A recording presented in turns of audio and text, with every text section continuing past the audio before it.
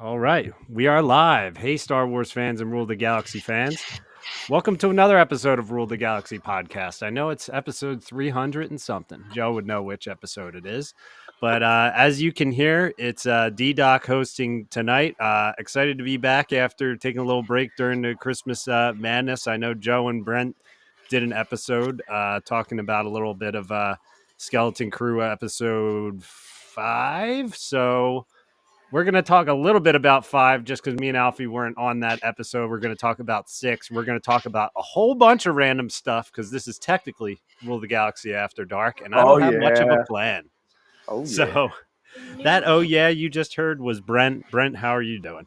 I'm doing well. I was just reacting to the fact that we can go after dark on this, which makes me remember I went to go watch I think it was Red One with my family before Christmas because I've been on Christmas break, and somebody said something, so then I was like, Harper, my daughter, said something about being Beta Sigma. I was like, what? I'm a mid Sigma right here.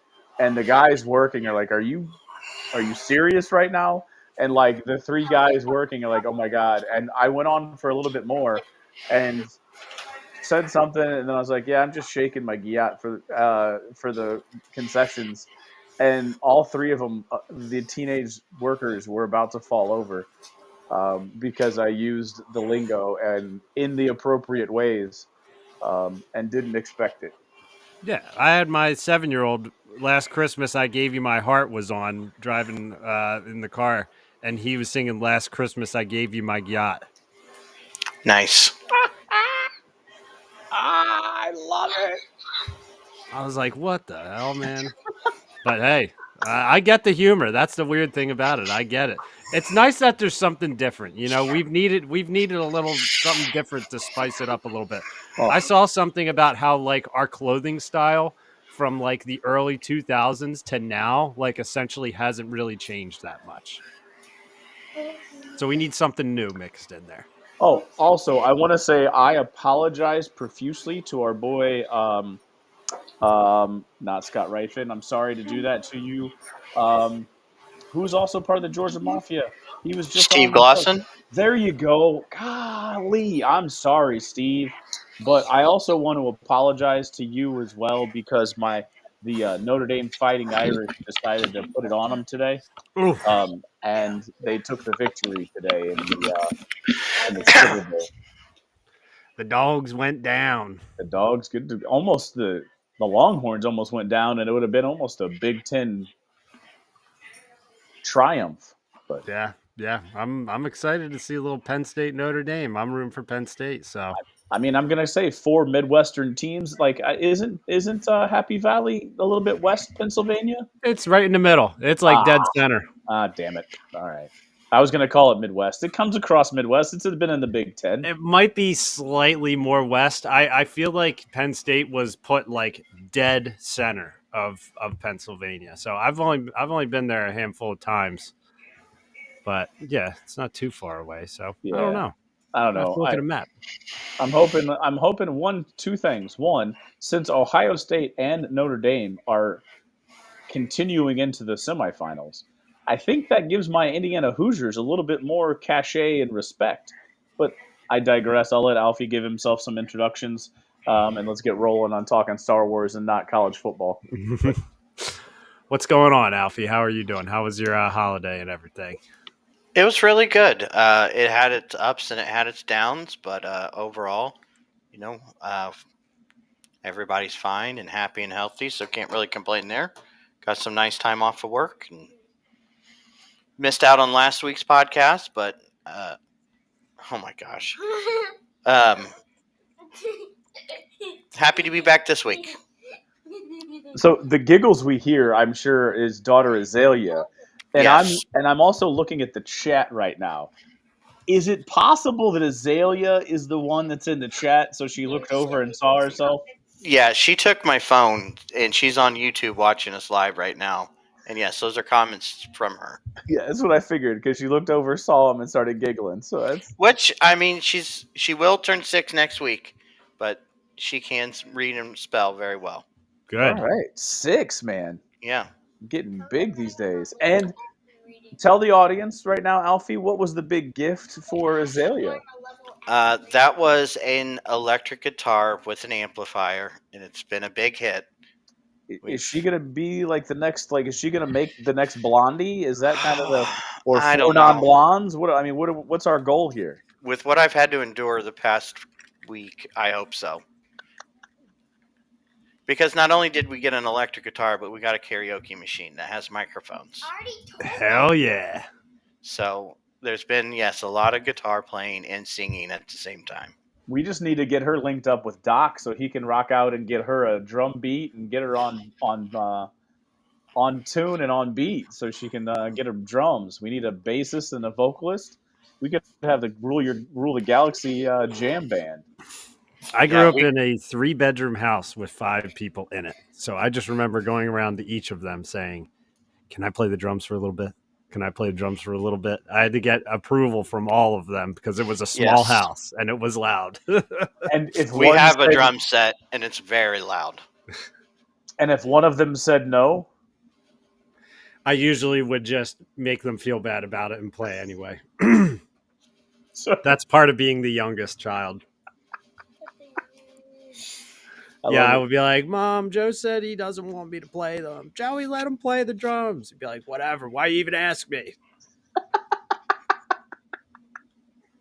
that's Love it. awesome. Yeah. Really, my sister was the one, though, because her room was like right above it. They were in the basement. So they will shake your house, man. Yeah. Brent, did you have a good Christmas, though, too? I really didn't. I didn't ask you that as well. Yeah, it's all good. I just knew about the guitar and I just wanted to bring that out because I think I think any parent can feel Alfie's pain at the moment with the beginning and the budgeting vocalist and guitarist. So We also yeah. got a. I'm sorry to jump in, but we also got a trumpet. Oh, But it, man.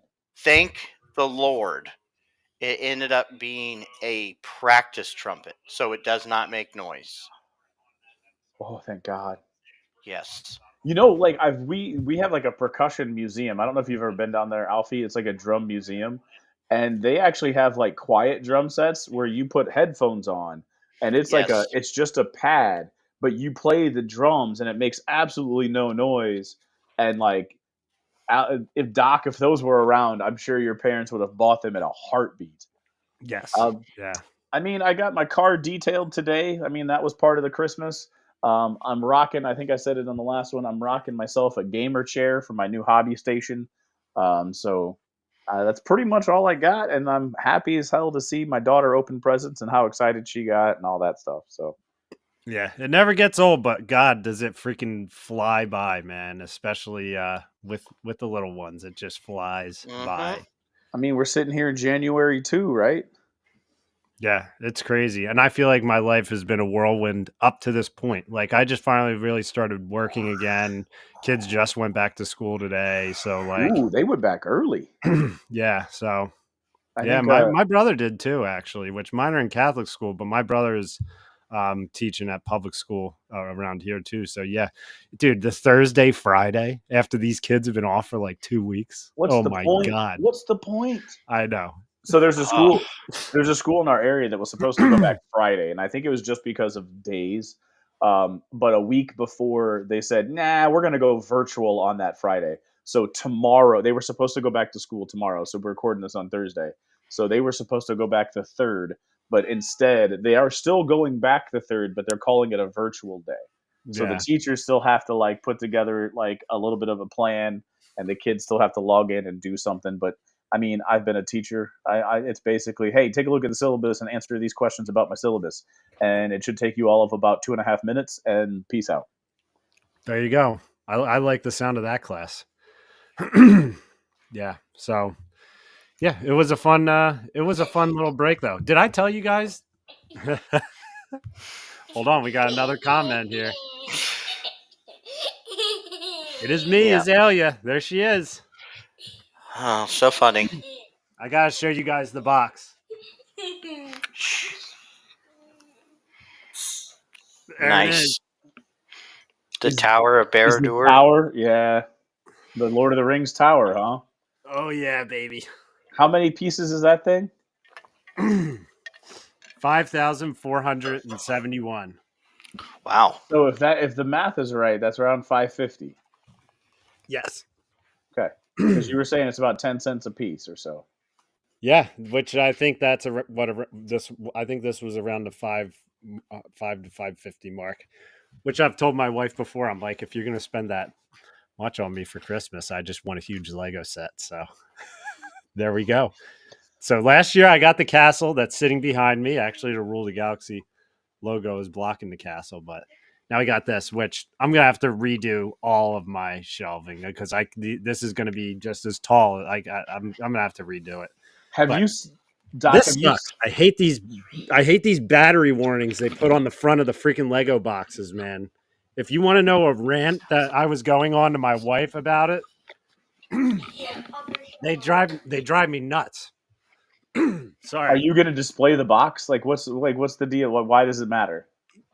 You know what?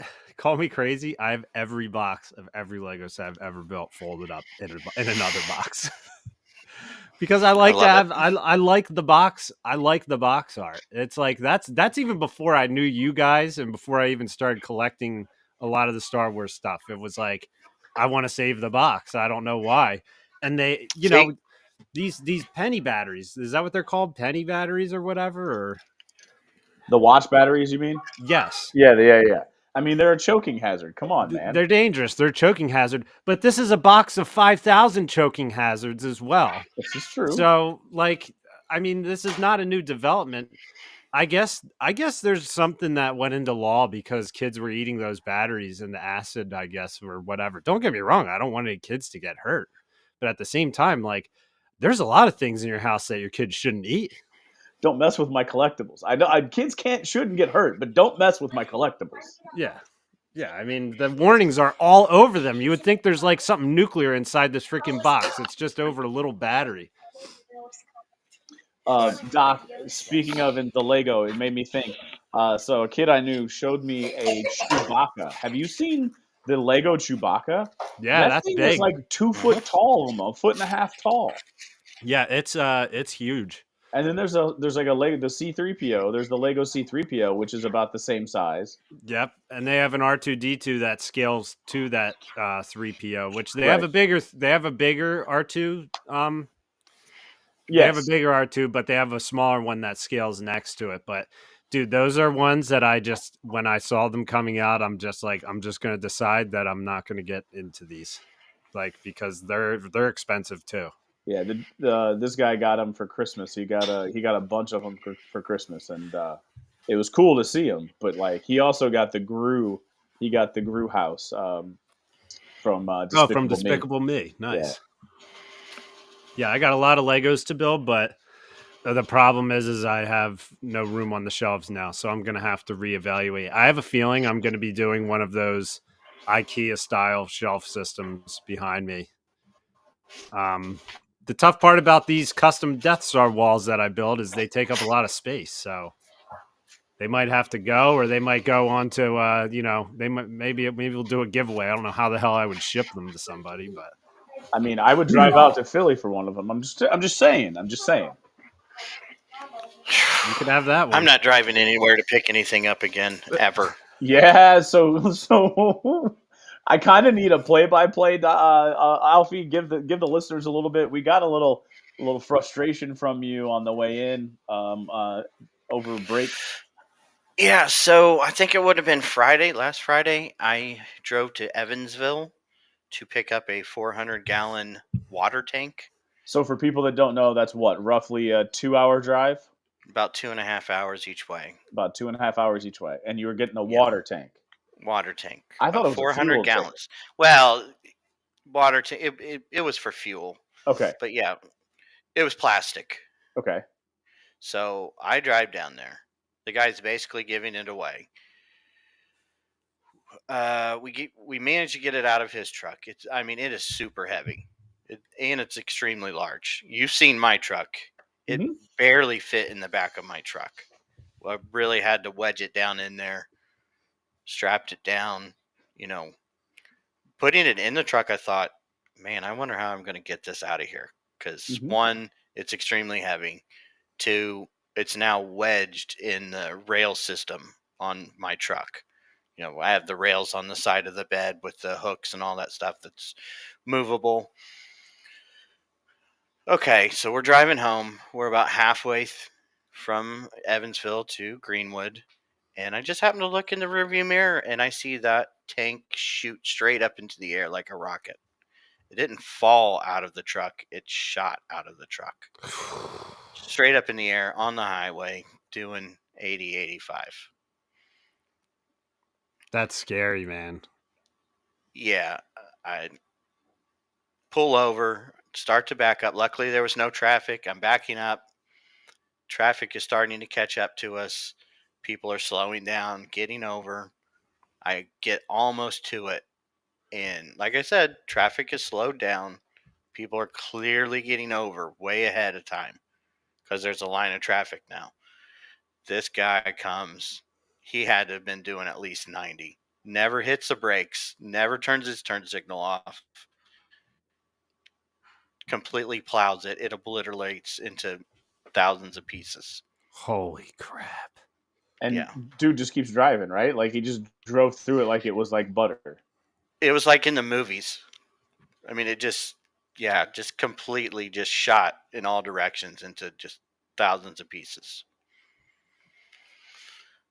I was able to, a couple people stopped. They helped me. We cleaned it up. The tow truck stopped and stopped traffic, and we brushed, cleaned the street off or the highway off, all that.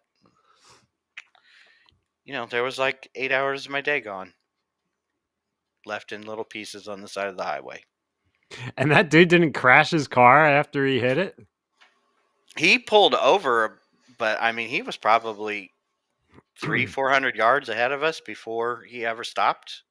Dude, that is crazy. Well, yeah, because he had to react. Like that's when he reacted is when he Yeah. obliterated it. So he's got to slow. It's going to take him time to slow down. Yeah. And did you say it's like a water tank, Alfie? Yeah, like something you would have on a farm. Okay. For fuel, water, thick Okay. plastic. Yeah, I can picture it. Yeah. Yeah. Extremely heavy. I don't know how it came, because like I said, I had it strapped down. The only thing I can figure is the pressure from kind of wedging it in the tailgate. Maybe it eventually popped out like a cork. Yeah, you could have hit a bump or two, and it slowly pop, pop, pop, pop, pop, and then that last one just popped it up. Yep. That's kind of what I'm thinking. Because like I said, it didn't fall out. It literally just shot out straight up out of the bed of my truck. And and the panic hits you, and you're like, "Oh my god, what am I going to do? What do we do now?" And then like I said, I was trying to back up to it. I get almost to it, and then this guy just freaking obliterates it. That is crazy. Oh my god, that's like my worst nightmare. Yeah. That's why I always get made fun of, because I have all these ratchet straps, and it doesn't matter like what I have in the back of my truck. I'm always like ratchet strapping it because I'm always afraid something's going to fly out of the back. I did that. I know. I mean, it's crazy. What are you gonna do? Like you said, it might have just been something weird where it like just I don't know. That's crazy. Yeah. Or it cracked, air started getting into it, and I don't know. But what are you gonna do? And then it's like, what do you do afterwards? I don't know. Have a beer. Remember Pour that one out water for- tank we got? Yeah. Pour one out for your dead homies. Oh yeah, it was a day, but at least like you said, nobody got hurt. We made it home safe. We got to spend the day together, and we went to Casey's. I mean, a trip to Casey's, makes everything better. Did you get the breakfast pizza though? No, it was the middle of the day. Oh, and that was another breakfast thing, that pizza is solid. the trip really got started on a bad foot, because we were on 69. And do you travel that much, Brent? Not 69 that much. I haven't been down on that new 69. Wait, what number is the highway? There, Oh, it's been when a 20-year battle to get highway. 69. 69 runs straight through Indiana. It's the greatest number in the world, and it was a 20-year battle to get 69 to get into the state. Beautiful. And the whole thing about it, D-Doc, is that it has limited exits from Indianapolis down south. So it gives you this sense of you're on the interstate and there should be exits like to get gas or something. But then you realize, oh my God, we're on 69 and there's no exits. Yes. So prior You to have to plan ahead. prior to that interstate getting there, you would have to take side streets, and it would take 3 hours to get to Evansville. Maybe 3.5, 4 hours to get to Evansville. This road has cut that down, cut about an hour off of that travel because you go straight through. But it's going through rural Indiana farmland, and there's no reason to have an exit because there's really nothing there for you to get off and go visit. So like what he's saying, like yeah, like you just keep flying. It's almost Autobahn-ish too. I've heard several stories, and this has been it's been up for about 10 years now, but there's still like limited traffic on it, and people just fly because there's no one there. You can go like 80, 90. Yeah, it's very fast. That's wild. And that's the thing, if you're not paying attention and you're not used to driving it, when Right. you get, low on gas, then all of a sudden you realize, well, shit, where's the next, you need to start Googling Yeah. gas stations.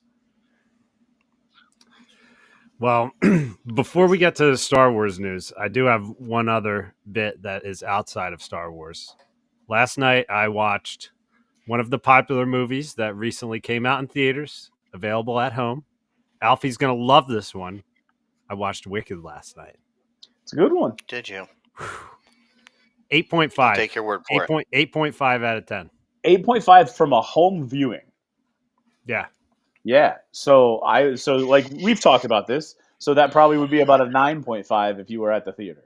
Well, see, like 9.5, you're entering the realm of like best movie all time type stuff. I don't know about that. Have I told you about the podcast that I listened to? It's called Shat the Movies. Yeah. They rate movies and talk about how many wipes it is to get off your butt.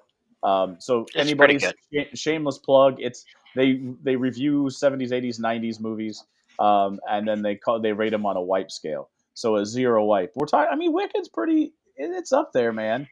It was very good. And it's funny because my wife thinks it's weird because I know the whole soundtrack by heart because I've listened to it a zillion times, but I've never, she's like, so it's playing and I'm not trying to like sing or anything with it, but like there was one line that I was like singing with it and she was just like, she's like, how do you know this? I'm like, well, I listened to the soundtrack. And she's like, have you ever seen the play? And I'm like, no, but I'm like, the soundtrack tells the story. But I was like, now I'm seeing more to the story. Now I'm seeing this movie. And man, it was just, you know me, I like good visuals, and they freaking knocked it out with the visuals in that movie. And it was funny. It was really funny. It was a fun movie, and it was very good when it needed to be. It was emotional when it needed to be. There were some very good scenes in it where I was just like, damn, all right. The freaking advertising campaign for it drove me crazy. And I'm a Wicked fan. But it was really good. I was impressed with it. The only thing that I'm not impressed with is it's 2 parts, and that I have to wait another year for the second part, even though it's already in the can. They're just trying to milk you for more money. Well, here's what I found interesting was I was like, okay, it's 2 hours and 41 minutes. I'm like, I know that the soundtrack runs for a while, but I'm like, they're only doing half of it. You know? So I'm like, how are they turning this into 2 hours and 41 minutes? But I mean, they really did. There wasn't a lot of time spent between songs. They did extend songs, so they're longer run times in the movie. Like There was a lot of talking, though. You say there wasn't a lot of time. I feel like there was a lot of there was a lot of interjected dialogue and exposition. I figured like you would get like, and that's when it started. I was like, okay, I'm like, if each song runs for about 7 minutes or so, they're probably going to do like, or seven, the one song is like a 15-20 minute song. But it was really good. I really liked it. So I got to say that. Gladiator 2 is also available for streaming. I think I'm going to wait for that to hit Max. I didn't see it in theaters. Red 1 was solid. Red 1 was definitely, we went and saw it in the theaters, even though it was free on Prime. And everyone enjoyed it. It was definitely, it's definitely worth watching for your Christmas repertoire for next year. You'll enjoy it.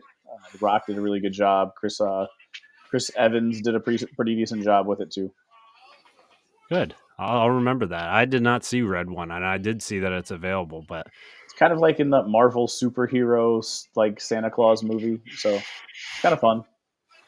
January 1st hit, and a lot of my Christmas stuff is out of the house already. Mrs. Yep. Doc does not waste time. When January 1 hits, man, it's not like everything's gone. The tree is still up, our garland and lights are around, but Yep, all the we're clean. knickknacks they're gone. We're clean. Yep. It's January 2 and we're clean. Everything but the tree.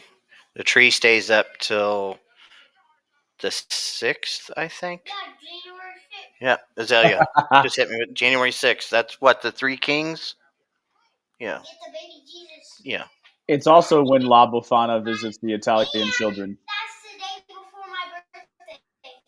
It's the day before her birthday, too. Nice. A lot of information she's dishing out tonight. I know. She's full of it. I know. It reminded me that my tree usually stays up till that too, like the feast of the wise men or whatever. That's like by the time they got to the to the stable, right? Yeah. This is 12 years of Catholic education here. Well, more than 12 years, actually. Well, no, 12 years. Yeah. Anyway, let's get to some Star Wars talk. We've been going for I don't know how long. About a half hour. It's about minutes. normal. We Yeah. do about a half hour just random roundup, and then we I get could do an into- entire podcast like this. We got to ask Joe if we can be on an episode of Those Guys one of these times. The show about nothing. Another shout out to Tom Line for winning our new fantasy Why? football He league. does not deserve any shout outs for this. He has won. So And I don't know how I did not win the toilet bowl. His son Nate won the toilet bowl, and I'm telling you, I have no idea how. I thought for sure.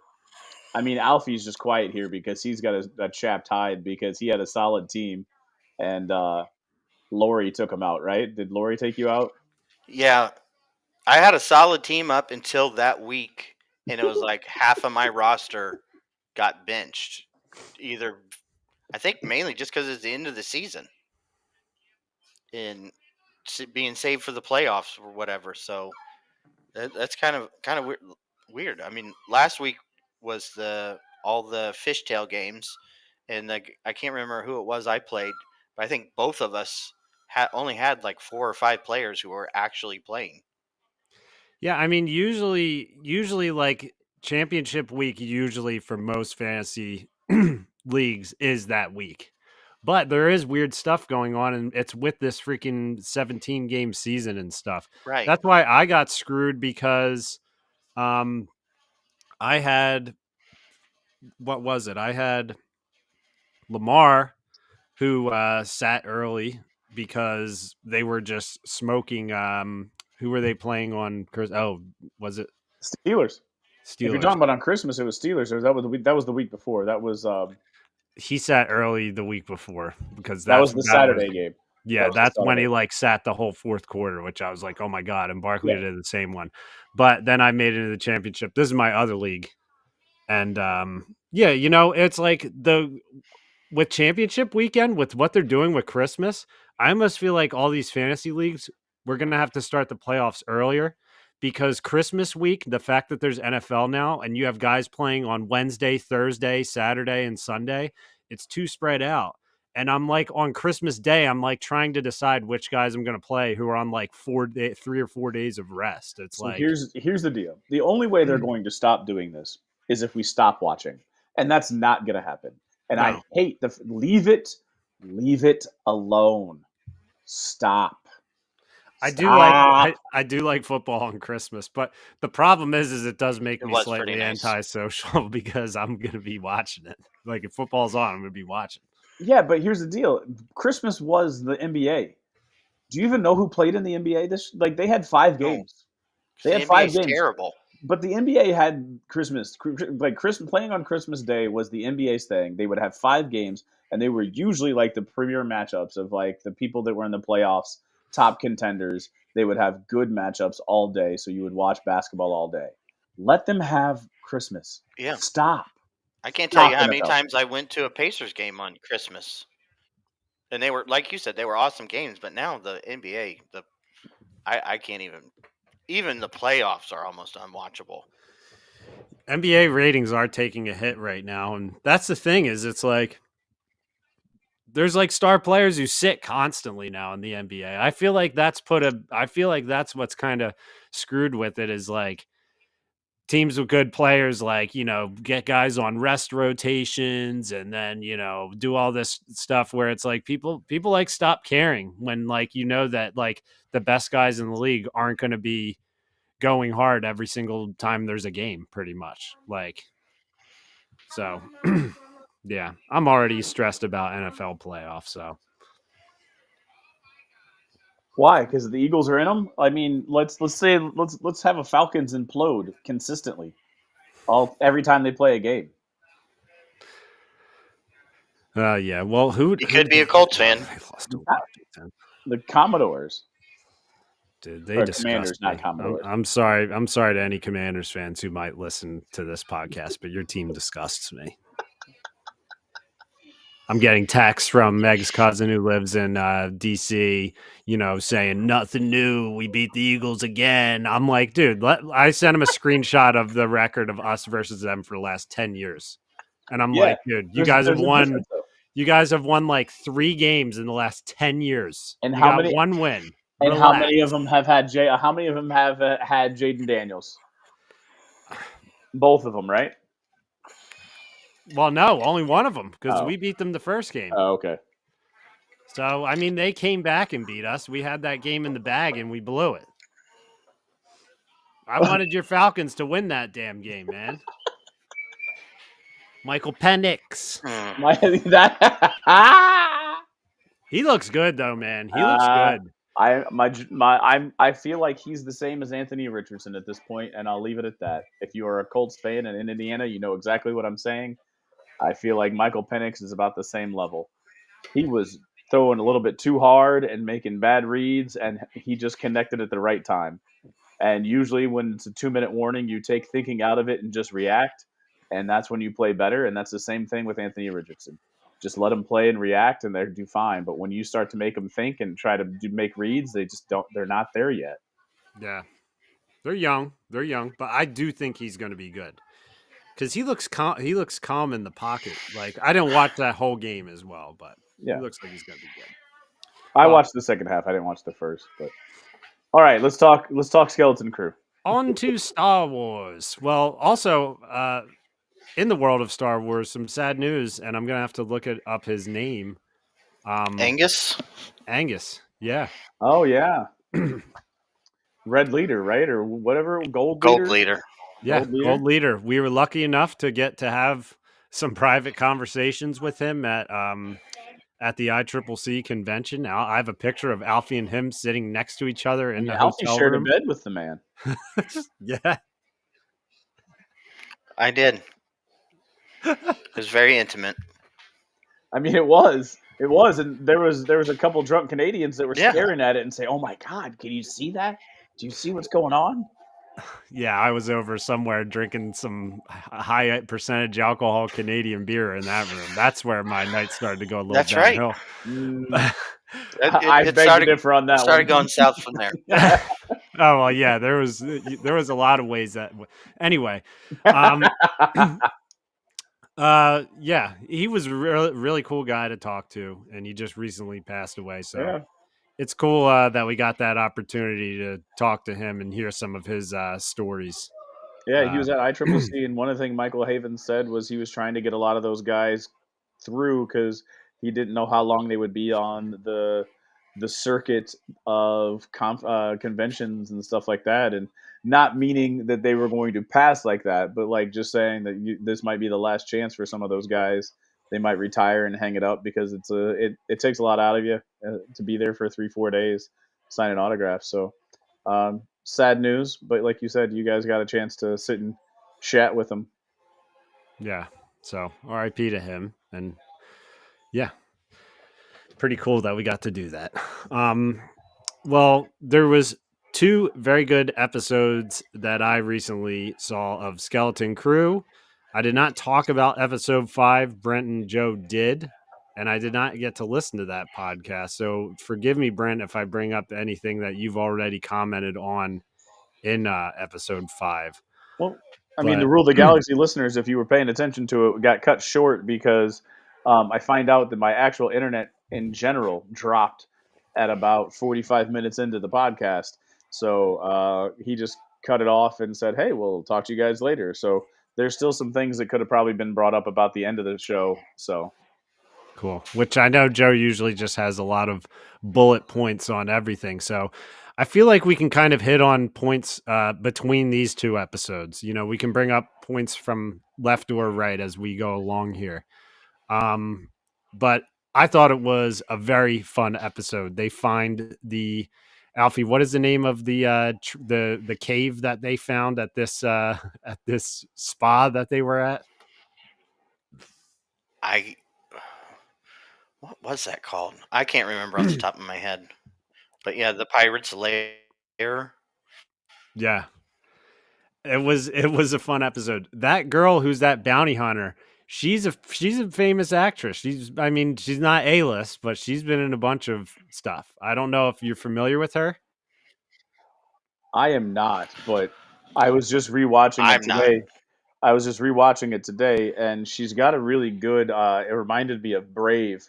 She's got a really thick, like Scottish. She does the voice in Brave. Does she really? Yes, she does her voice in Brave. Yes. She's Merida's voice. She's Merida?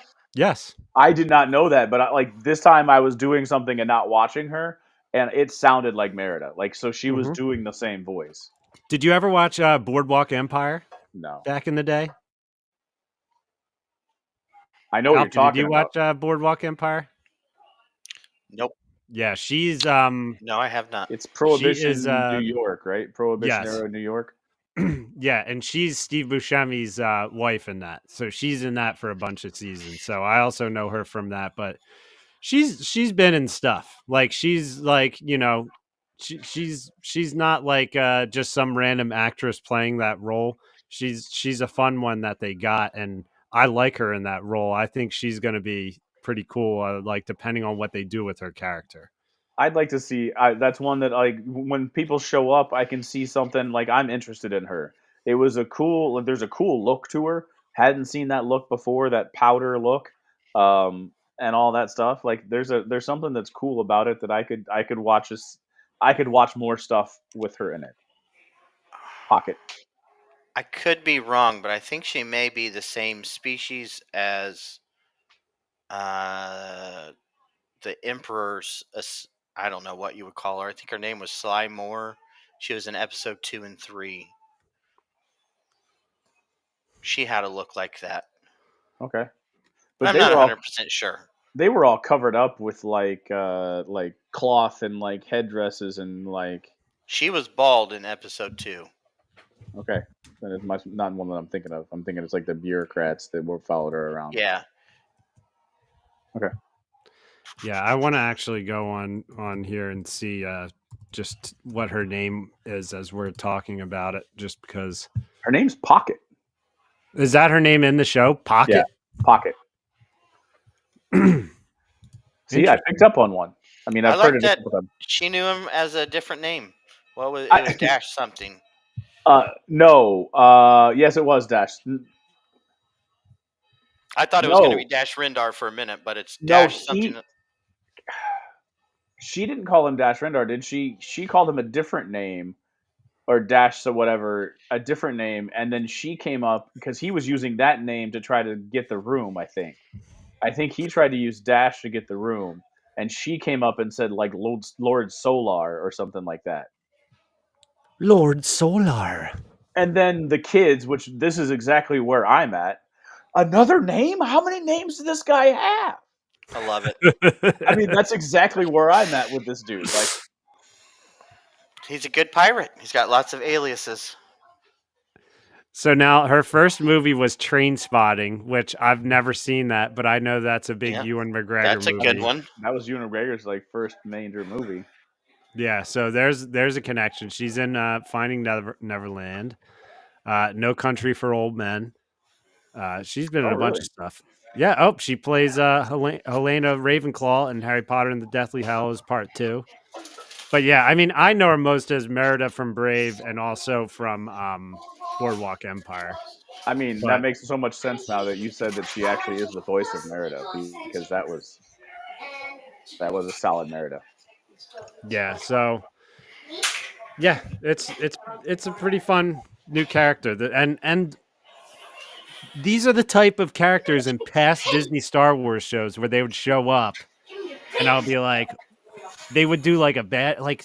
And again, I'm not trying to trash it or anything, but it's like there's been some weird makeup design decisions in past Star Wars shows where like this feels like a new Star Wars character where the makeup design looks awesome, and I'm just like, oh damn, she looks pretty badass. Like, and she was very nice, and he was freaking out like she's gonna go call on, like he was losing his mind Right. when he saw Well, her. because he knew that she was going to do that. Like, she was being like, it's the whole political thing. Like, she was being the way that you would expect. And him knowing her knew that that was what, like, that she was just being nice in public, but she was going to go do what he said she was going to go do. And it wasn't like, what, a minute and a half later that they cut to a scene of her doing exactly what she said that Right. Jude Law said he was going to do. Yeah, yeah, and Jude Law Right. Which he acting did is the great. same thing with the Al character. Yep.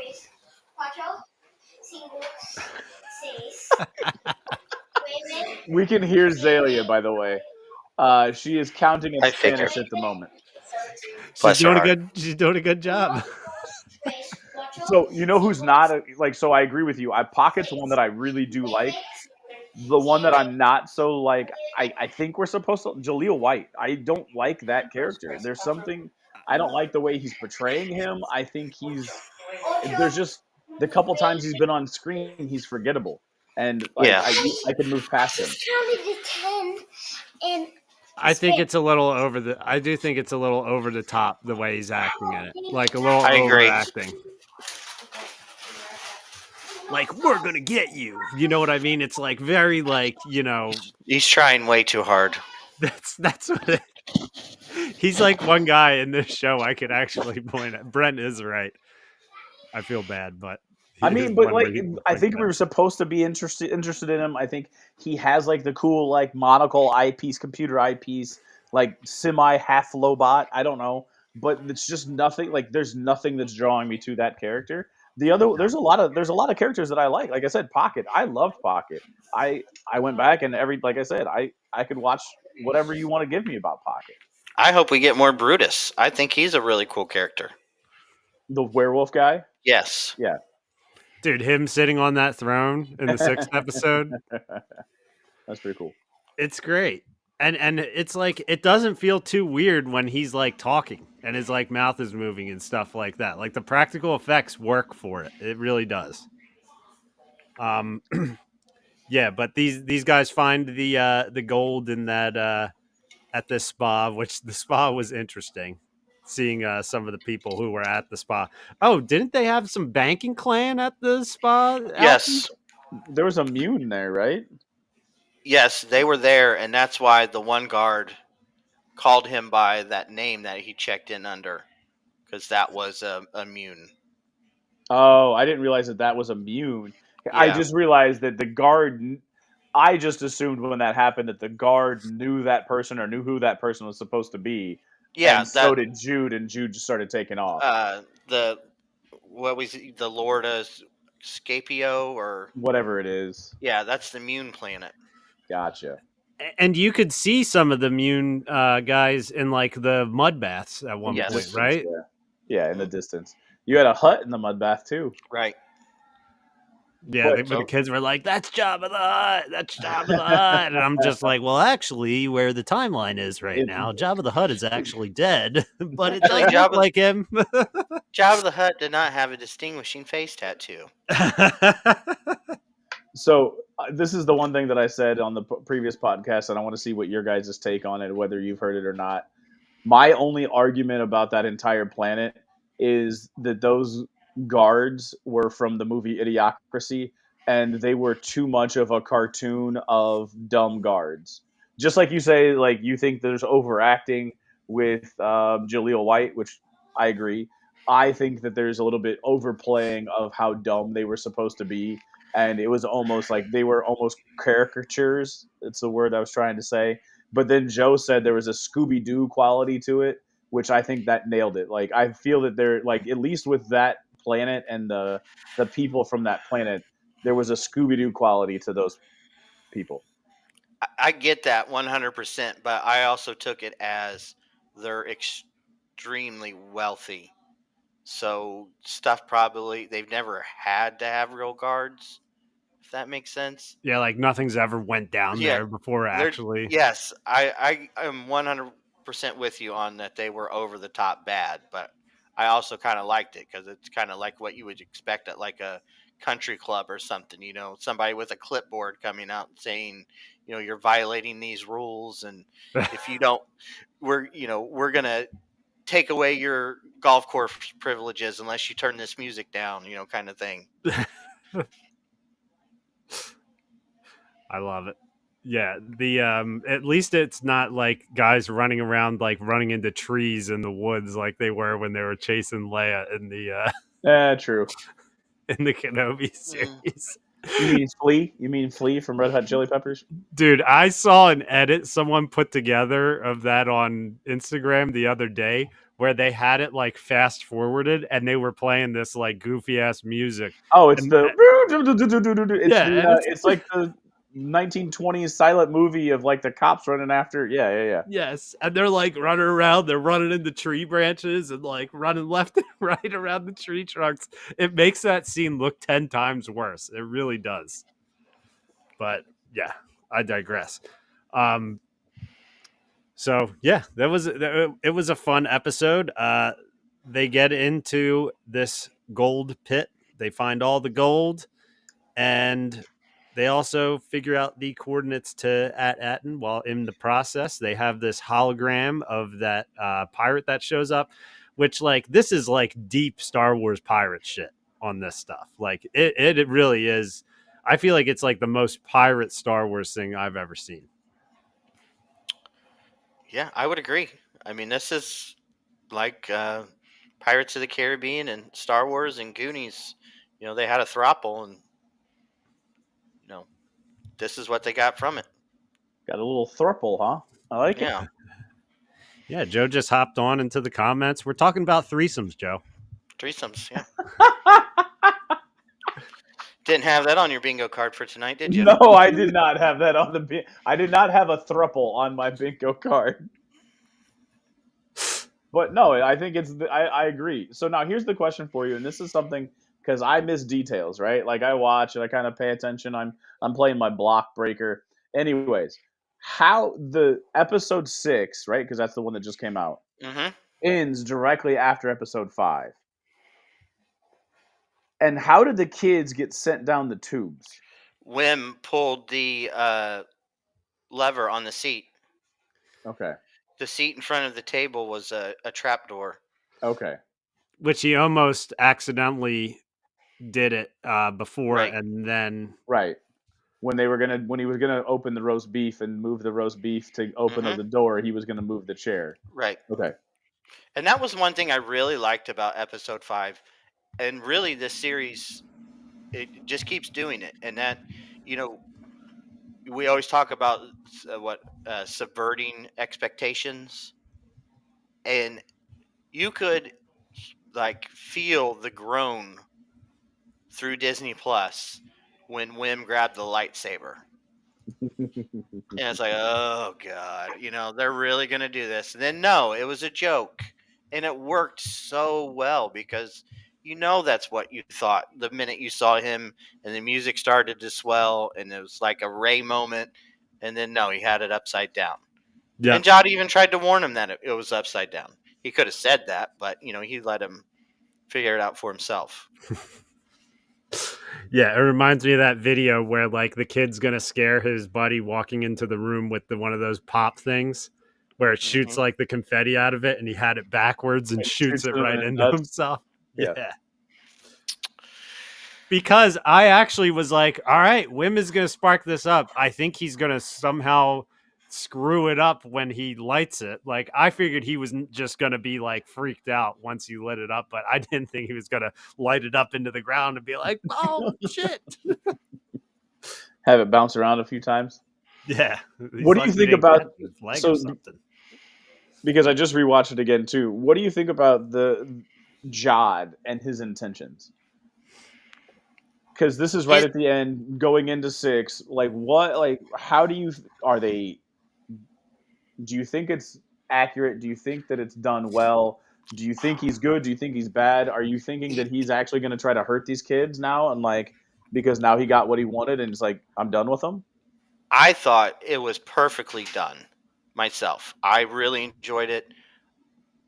I had been anticipating him, and it's not that he even really turned on the kid so much as that he just found a loophole to take charge. I think if, But it would, he knew that loophole a long time ago. but he didn't, like he said in the beginning, though, when breaking out of the prison, he didn't have a reason to use it Right. yet. Right. And once he found out about the mint, do I think he would have hurt them? No. Do I think he could have said, hey, this is my plan and everything's, our deal's still on, but we're kind of going a little south. We're going to do it a little grittier. I think he could have, but I mean, it's television. I liked that moment. I liked that he instantly reached for the lightsaber as soon as the kids went down the tunnel. Yeah, and I like the fact that it was the He's Force. just, he's a pirate. It's no different than, 5 movies of Pirates of the Caribbean. Will Turner and Captain Jack are always working together, but against each other at the same time. That's how pirates are. Yep. It's true. I'm still not convinced that I'm not convinced that he has some kind of evil plot within all of this. I'm not looking at him as a bad guy still, even after episode 6, which we'll get into. But I think, like Alfie said, I think he needs to take control. And I think he knew that there's too much distrust in him still. That if he were to be like, listen, I need to have control of SM-33. Like I need to have control of this ship. I have experience. I need you guys to trust me. The kids wouldn't have trusted him. I mean, the boys might have, but the girls were Right. not going to trust him. I think given a second chance, he probably would have done it differently. But in that moment, the pirate in him took over and he wanted that treasure. And he told her exactly what to do. Just say yield and you won't get hurt. Everything will be fine. Yeah, either that or he's got a case of oh my god, his name is drawing a blank to me right now from the Hobbit movies and from the Hobbit books, obviously. Like the Bilbo? Gold Fever, Yeah, Oakenshield. yeah, Thorin. Yeah, I kept thinking Torn. I knew that wasn't right, Yeah, but I knew the Oakenshield. Yeah, yeah. I mean, maybe he's like he sees this within his grasp. I mean, and he's just like that's what he's been working towards, and it's like I'm not going to let anything get in my way of this. yeah. It's the treasure of all treasures. Clearly he sees it's within his grasp because we go to the next episode and they go through and they find him guilty of treason or whatever. And now here's a question they haven't shown Force. Did he kind of manipulate the Force to get the person to speak up for him? Or did that person really have the honor of the pirates and say, hey, he needs to talk? That's a good question. Because they did a couple shots back and forth of him. Like, so if you watch the cinematography of it, he's sitting there, they're talking about it, and they cut back and forth before that person speaks up. I didn't notice that. So they cut a couple times to it. Like, it wasn't a lot. There was him, and then they cut to that person, and they went back to him, and then when they said guilty, and and then that person finally is like, hey, Arr! pirates law, you get equal time. That hurt my throat a little bit trying to do my pirate voice. But then he spends his whole time talking about that treasure. Like, he's talking and he's like, hey, we can go take this place over and we can take over a mint where we don't have to worry about money for the rest of our lives. Or you can stay with Wolfman over here, who's just going to be able to give you meager wages. He's doing the best he can, but I got something better for you. Yeah, and of course, every greedy pirate's going to be like, Yeah, he sold it. He sold it well. But I mean, it's what to expect from such an A-list actor. I mean, he's just killing this role. Yo, you got to admit though, his acting and the mystery behind him in this show has really made it on top of these kids all being great as well. Like it's been the perfect mix of Is it all of him them. being? It's the writing. I mean, all actors do is bring the words to life, He's right? doing a good job with it. Though. Yeah, sure. And he has a sense of fun in his acting too. Like it really. I know he's acting, but he really portrays that to me at Mhm. least, it seems like he's enjoying this role. Right. So like the ultimate respect you can give an actor, I feel, is like when you watch a Tom Hanks movie, you don't see Tom Hanks. You see the lawyer with AIDS from Philadelphia. You see Forrest Gump. You don't see Tom Hanks. You see that character, even though you know that it's Tom Hanks. You Yeah. see they bring out that character. It's the same reason why I have a huge problem. It's the same thing that I've talked about from a number of years. I see Hayden Christensen. I didn't see Anakin Skywalker. I'll go at like Natalie Portman. I see Padme Amidala. I don't see Natalie Portman, right? Kind of a thing. I don't see Jude Law because he's doing a good job. Like I can separate it. Whereas if you go back to what we talked about at the beginning, you have Jaleel White, which I don't even know what his character's name is, but I see that as him trying to be a Star Wars person, and I'm not believing it. Pocket, I don't even know what her name is because I see her as Pocket. She's going to be Pocket for the rest of my life. Merida. Yeah, so Hyperspace Heroes, Alfie, that was well done, by the way, of how you dropped the A-lister in there. Well done. I appreciate it. And Hyperspace Heroes agrees he is an A-list pirate. But I agree. Like, I think he's doing a fantastic job. And I don't see him as Jude Law. I see him as this, like, double crossing pirate. Like, I don't know what his true intentions are, which is why I asked that question. What are the true intentions? Yeah, it's interesting. But to double down on what Alfie said, Jude Law does not look like a actor who people know his name, who decided to just go get a paycheck and be in Star Wars. Like he's embracing the role and he's really doing a damn good job with it. Uh-oh.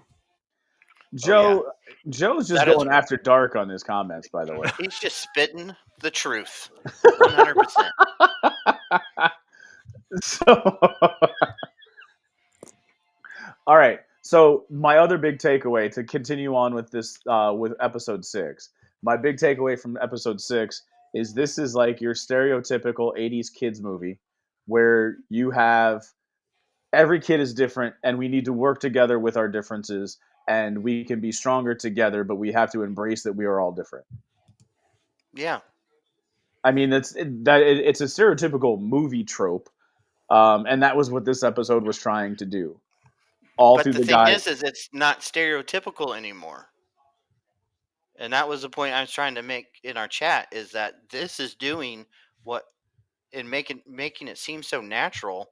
Right. What others, it seems so forced and cringy. And Correct.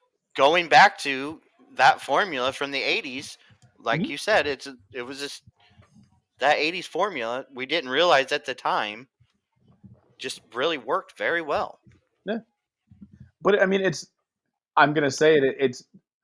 I don't even want to say it. It's like that woke the culture wars. It's doing a good job of doing the culture wars. It's sending the message that we all want to send, that we're all different, accept each other for our differences, and we can work together with our differences.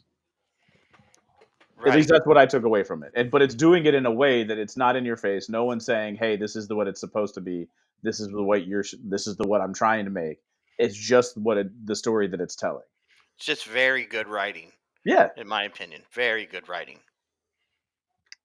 very That well scene done. between KB and Wim, I mean, Yes.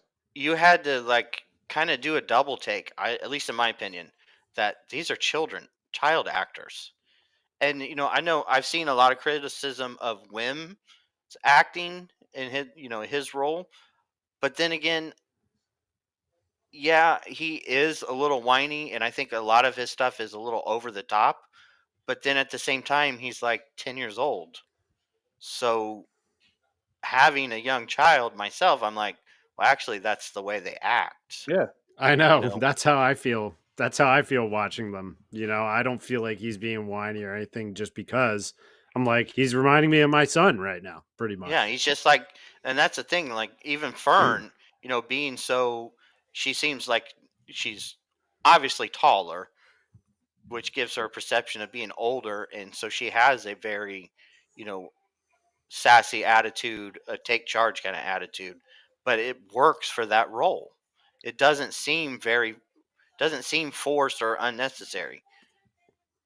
I mean, I call her Peppermint Patty. Somebody else I know, Allie from our game store, calls her Lucy from like the Peanuts.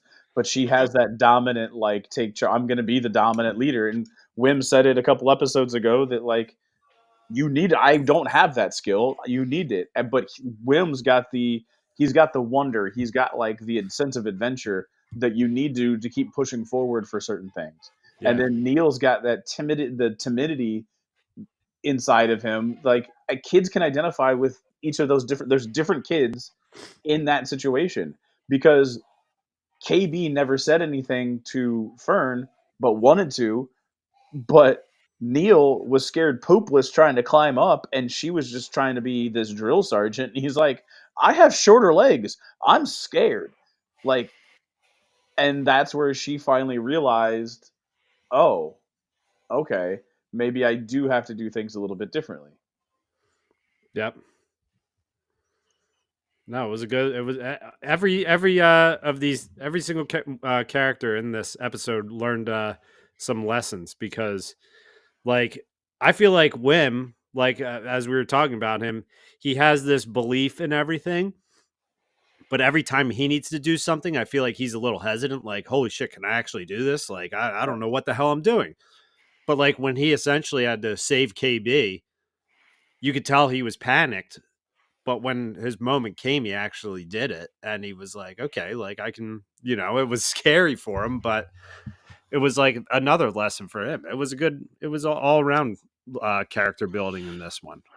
I like that they keep allowing each character to fail and grow from that failure rather than, I think a lot of stories are a character fails and then we jump so far into the future and their entire character is identified by that failure and you never see a growth. And honestly, a lot of characters now in media aren't allowed to fail.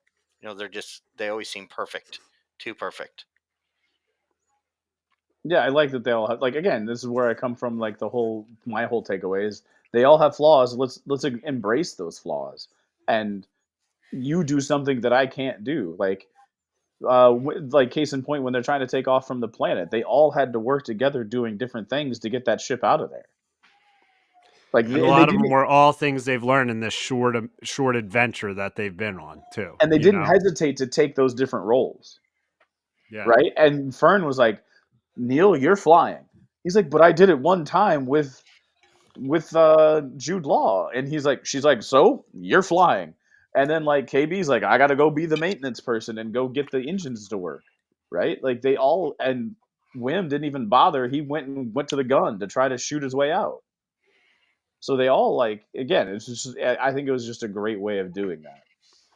They're a bunch of little pirates themselves. They were willing to go down with their ship. They weren't gonna leave that planet without their ship. It's kind of funny.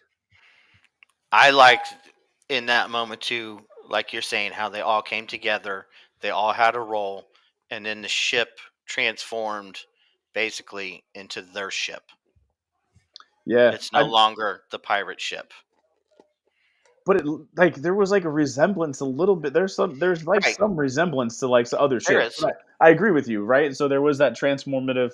Like if you want to talk about a hero's journey, right? Everyone wants to bring up like Joseph Campbell and the hero's journey. There's always that transformative moment, and like that ship blowing apart and then and sputtering to take off or whatever, but actually getting out of there. That is a transformative moment where they kind of come together as a unit.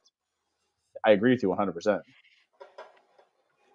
Now, I think I skipped over it, but I do need to address the lobster in the room and the fact that I started singing "Shiny."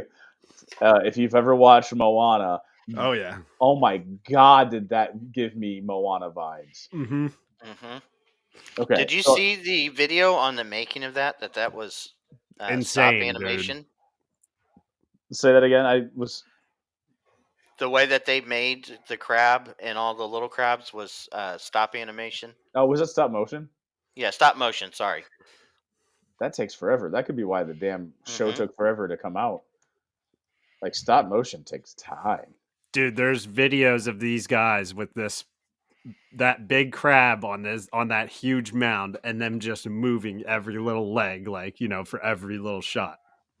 Yeah, you got to move like 95 things, take a shot, take 1 second of shot, and then you move 95 things, take 1 second of shot. But yeah, no, I couldn't. I don't know the rest of the song, but it's one of my favorite songs from Moana. But I was just like, shiny. We got a comment here from I think a new commenter. Yeah, it's a new commenter, and I was gonna wait until we get to it because like I wanted to talk about the season and then get to that question because that's a great question to kind of project forward. But so let's hold off on that one, Doc, for just a Yeah. minute. Is there We'll get anything else back that we to want to talk about, like what actually happened and what we liked about what we saw? I loved the little droids. What did they keep saying? Follow. Yeah, follow. Is that what they Like, were saying? I couldn't understand Yes. anything that they were saying. And I also love that, like, Wim's like, why do I always listen and make mistakes? Like, I lead us into the wrong spot. Yeah. So, Yeah, that was another great one. But yeah, wasn't it freaky too when he's reaching his hand into the back of KB's head and stuff? That stuff always weirds me out. Whenever I see any Yes. electronics attached to a person, like in Iron Man when Pepper is putting the thing he is says reaching don't touch the inside of his sides. chest. in the heart, and he, like, Yeah. jumps when she does. Anytime I see a piece of electronics that like goes inside the body and someone reaching their hand into it, it freaks me out. It weirds me out a little bit. And that was pretty cool. Like he's pulling out these wires and everything, and She's like, solder it. He's like, what? Huh? What do you mean? She did a great job acting too. That was very, very believable. Yeah, like, but the bounce back, The though. slow down. The slowdown was amazing, but the bounce back, I don't know. I don't. I feel like it was too fast, but yet she's a robot. She's got robotic, and it worked, and she just bounced right back. So there was something about it that was just like, whoa, that was kind of abrupt. I just loved that they went into like essentially like the trades where he made a mold in the sand and melted the metal down to redo the mold. Like I thought that was awesome. So yeah. All right, where are we going next then? So where are we going? We got the Pirates going to Atten with Shmi and Jude Law. We got the kids taking off, and Homegirl knows, KB knows the coordinates because they're in her little Lobot brain. See, now I'm trying to retrace my memory because I watched this late on New Year's Eve, like after the ball dropped. I was just like, I'm gonna watch it, whatever. Same here. What was Brutus's reaction to the crew getting into it? Did they really show that? I'm trying, like, that's one thing where I'm like, is he on board with it or is? Well, he said that they would go, and if they did, treasure. I don't know if he's on board with. I don't know if he's on board with it, but he has to kind of be on board with it based upon the pirate laws. Yeah, you refresh my memory though, Alfie, because he said he's like, we'll go to your planet, and if it's not there, you're gonna. And then they showed them like ejecting the shit into space. So like, I remember that now. So that's it. Oh, dude, do you think we'll get a Star Wars pirate shanty while they're on their way to Atten? Way hail up she rises. Well, they were already singing the song in that episode. Oh, it was because it was the way that it was the shanty about the Atten, yeah. About Atten. About the pirate taking it over, and it is, and then he stopped, and they all finished it with Atten. You're right, they did sing a shanty in that episode. Damn, forgot about it until you just said it, but yeah. See, now I want one where it starts off like I want the next episode to start off with like their piece of ship flying through space, like smoking through space, and like you can hear like all of the pirates like singing on the ship, and then it goes into it, and they're all like drinking Star Wars pirate mead, and they're on their way to plunder Aten. You know, that's my vision of the next episode. But I mean, Jod is not going to go. I just don't envision him going. I don't know. I don't see him going there and like showing up guns blazing against Aten. I just don't see him doing that. But it's money, like so, like that, and that's what I'm talking about. Is what is his true intentions? I agree with what you're saying. Yeah. I see what you're saying, but I also see the other side. I also see him going full pirate and not caring about what's going on Yeah, around him. he threw the captain of the freighter that they took over in the first episode out the airlock. Yeah, you're right. Dr. Dr. Squatch, check it in. So who's going to get there first? Are the kids going to get there first? Are they going to arrive at the same time? Who's going to get there? The pirates are going to get there first, I think. Because we got 2 episodes left, right? I don't know. Maybe their ship is faster now that it's smaller. I don't know. Is there faster light speed?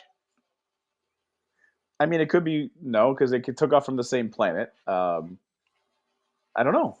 That's what I'm saying. So who's going to get there? Like, are they going to arrive roughly the same time? So then what's going to happen? Are the pirates going to loot and plunder? Are they going to take over? Are we going to see the supervisor? Are we going to see Fern's Fern's mom doing anything? I think Neil show him that there's the big gun on top of the school. Ah, because That's Neil's gonna the only play a one that role. knows. Yeah. Yeah, He's gonna that have gun another is Neville. gonna play a role. He's going to have another Neville Longbottom moment. Mm-hmm. So they have to get, in order for that to fully work, they would have to get there first. Or they get there, but so much is going on. They sneak to the school, turn on the cannon, and start blasting some pirates. I don't know. I think God apologizes on it. he's going to have his redemption moment, and hopefully he'll be fighting like Kyle Katarn style with a blaster and a lightsaber. I know you guys don't know who Kyle Katarn is. Sorry. I don't, but it sounds cool. Yeah. He's a video game Star Wars character. That's all I know. I don't know which. Dude has 4 video games. How many video games does Luke Skywalker have? Luke Skywalker has 9 movies. No, not 9. He's got 6 movies. Yeah, I know. He appeared in 9. Luke didn't. He appeared in. Well, he appeared in 7. Mm-hmm. In 8. 7 different movies. So 4, 5, 6. Oh 7, yeah, 8, 7, you're 8, right. 9. You're right. And he appeared in 4 or 3. 3. Yeah, when the droid is what is she saying? Duba or something like that when Padme's giving birth. I forget. Yeah. There's nothing wrong with her, but it appears she's lost the will to live. Duba. I forget what she says when they're coming out. You're right there with it. Well, I mean, that logo for Revenge of the Sith 20 years just came out and it fired me up. 20 years. I can't wait to see that again. Yeah, I'm ready to see that in theaters, dude.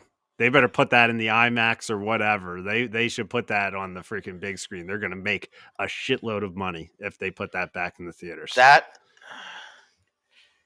I would say, is probably my favorite movie-going experience of all time. Midnight premiere of Revenge of the Sith. See, I think that Revenge of the Sith coming back to theaters, I think it's going to do something different than what all of these Star Wars movies they've been putting back in have been doing. I think it's going to make more money than any of them, probably. Or do they decide to just put Force Awakens in theaters for its 10-year anniversary and not even put Revenge of the Sith in theaters again?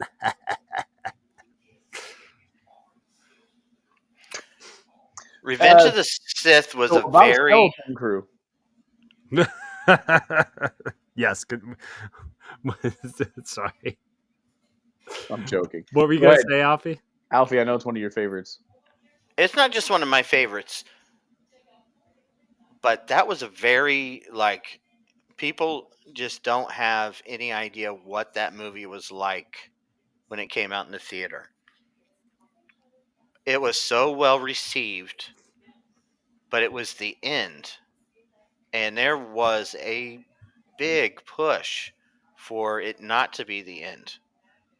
You know, I can vividly remember watching, I don't know what show it was on, an interview with George Lucas after episode 1, where he was flat out to his face asked, "This movie was so awful. Do you think you shouldn't make a second one?" And, he said, "Well, it made $1 billion, so I'm probably going to make another one." Episode 2, a little bit better received, but not much. But episode 3 had a pretty good run at the theater. It was there. The promotion, the commercials, as far as being on all the entertainment shows, it went on for quite a while. And like I said, there was a push for him to make more. You got it right with this movie finally. Maybe you shouldn't stop. And that's led into the whole, what was it, Underworld's idea of a TV show that was, Right. years before its time. It just wasn't conceivable at the time. It's true. Well, I'm hyped for that one to be in theaters. Joe said D-Doc and Indy for May 4th Revenge of the Sith showing. I mean, that would be a hell of a party right there. That would be fun. We'll see. I would need to bring the little guy with me to see that too with us. Yes. Actually, though. I agree. But he's going to need to do a rewatch of episodes 1 and 2 before we do that. Me and him have yet to sit down and watch them in order, which he's old enough now where it's he remembers so much from these movies. He remembers even more than I do at this point. So I think that would be crazy. But Brent, we will go back to Skeleton Crew now. Oh, sorry. It's all good. I just had to talk about it because those logos came out today of it's I just got this. This was another Christmas gift. I got the Droideka, and it's you have this, Lego 25 on, and it's you're gonna have these Revenge of the Sith logos on all this stuff. All these brands are gonna do stuff. You're gonna have Hot Toys making new figures. Hopefully, Black Series is gonna make, Anakin. Please, Dark Side Anakin. Please make the Dark Side Anakin. I mean, it's it would. Full price, I'm buying it day one. I see it. Full price. Yeah. First one in a while. Just do it. Do it. Do it. It's also the 20th anniversary of Lego Star Wars, the video game. That would be a great one. I mean, that was a huge game that got a lot of people into Star Wars. But again, another logo. There he is. So is that Dark Side Anakin or Light Side Anakin? That looks like Dark Side Anakin. Yeah, it looks like Dark Side Anakin. But does he have yellow eyes? That symbol underneath it is the light side heroic color for the game. So he is a leader in the newest set, but it looks like Dark Side Anakin. Yeah, I mean that looks like he's turned to the dark side in that. Yeah, I agree. But he's but on they the also light side. They released the logo for Force Awakens 10-year anniversary, because that's crazy. That is also this year. So they're going to share this year for their anniversary, and they're going to share every anniversary from now on. So yeah, they got a little BB-8 logo with Force Awakens on it.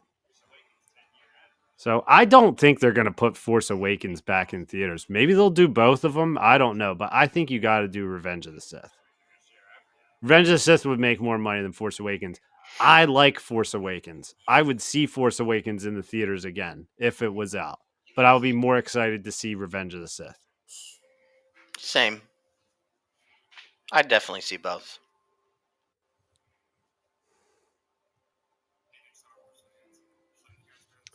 Oh, here's more from Dr. Squatch. I don't know, but I'm hearing like, is somebody listening to it? Because I'm hearing like a delay.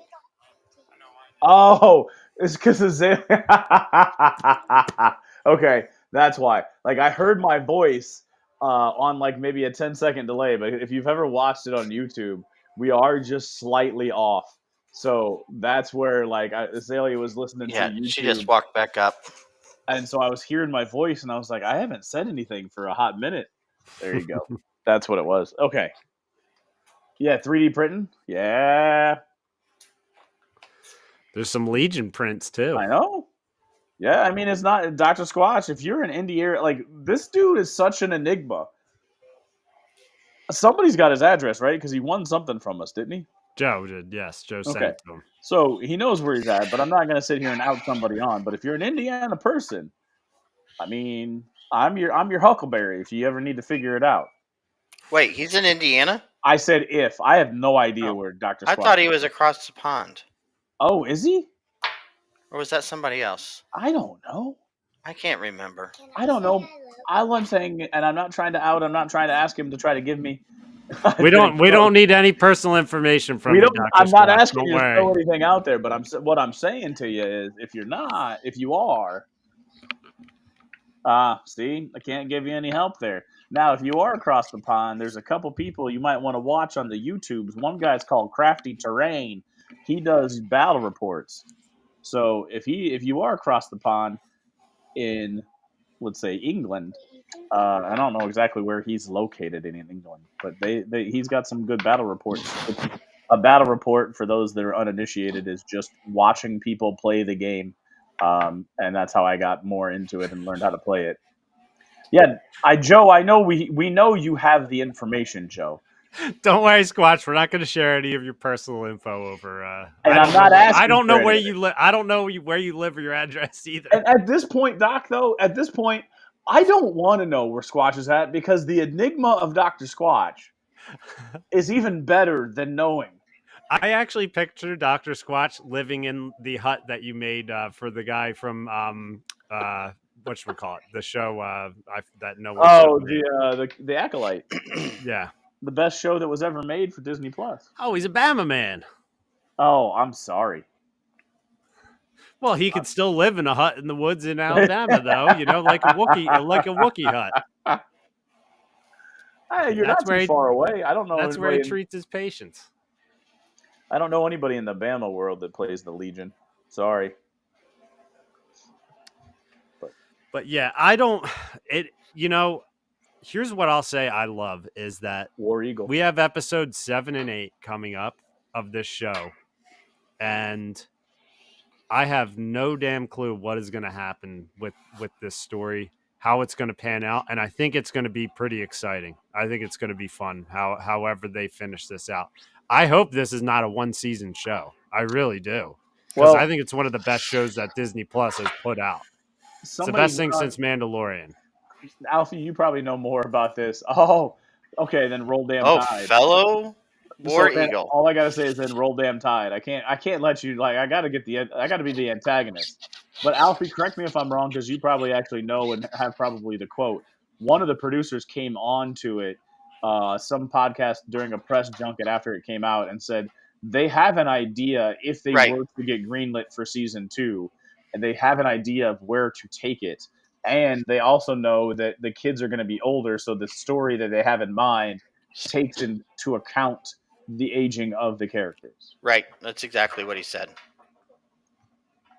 Yeah. They better greenlight a season 2. Oh, Dr. Squatch even went to Auburn. My father-in-law graduated from Auburn. That's why we're a War Eagle family. Roll Damn Tide. I love it. Well, I hope the ratings are going up on this show. I need to tweet about it more. I never tweet. Anything I ever post on Twitter is usually random stuff.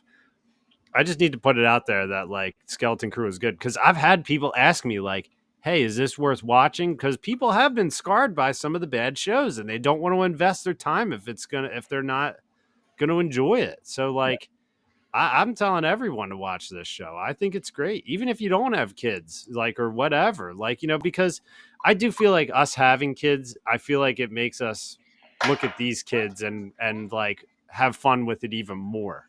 But it's a good show overall. It's for everybody, which is what Star Wars should be. It's for everyone, and I'm pretty happy about it.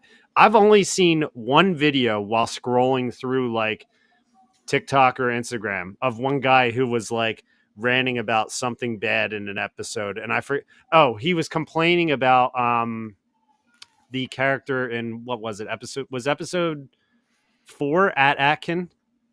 Yeah. He was complaining that the girl did like a flip when she jumped over the rock or whatever. Why can't they do flips?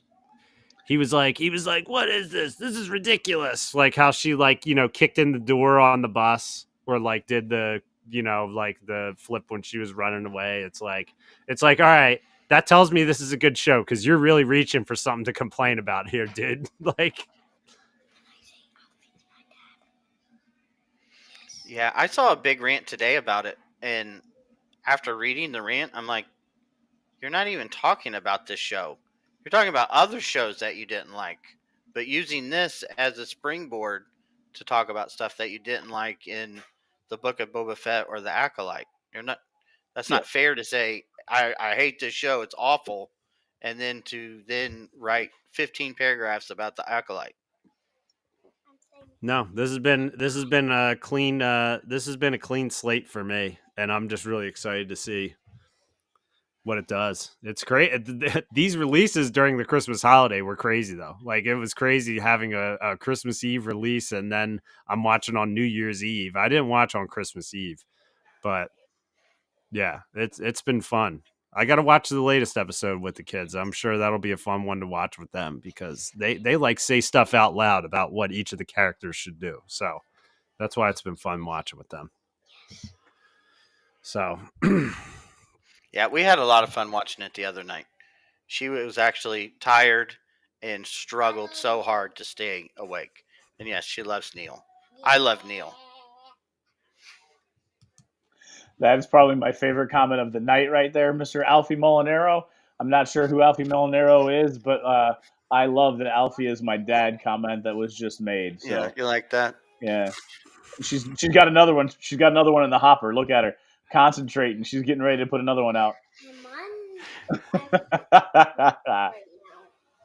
Alfie needs to approve anything before it's posted, though. That's yeah. She's pretty good. She doesn't say many bad words.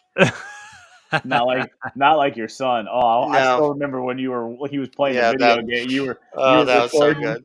You were recording in the room, and out of the blue, he got real fed up with the game. Yeah, he dropped an F-bomb. Clear as a bell. Clear as a bell. All right, boys. Well, do we have anything we missed on? Do we have anything we did not hit on tonight? Did we answer? Because I want to go back, and I'm going to make sure that we hit this since he is a new poster. He's not Dr. Squatch or anybody that we see all the time. And believe me, we like it, but I want to make sure we get the answer. Do you think the Pirates are going to try to destroy At-Aten? I don't think no, because they need the mint. Right. Okay. I think they'll try to take it over. Well, but pirates always, cause a mess. They're going to go in there and they're going to mess some stuff up. It's going to be stuff blowing up and fires and people getting, I don't know what is there a name for what happens when you're killed by a pirate? I don't know. Piricide? Maybe. That sounds good. I have no idea. Just made that up. No, I don't know if it will get destroyed or not. I think what you're saying is right, but I'm interested to see what actually will take place. There'll be some deaths. You think there'll be some deaths? Yeah, I think so. Who's gonna die? I think Wolfman will die. Yes. I think Wolfman has the possibility of dying. Because it's not going to be any of our principal characters. It's got to be a side character. I think we're gonna. Have we met Jod's wife yet?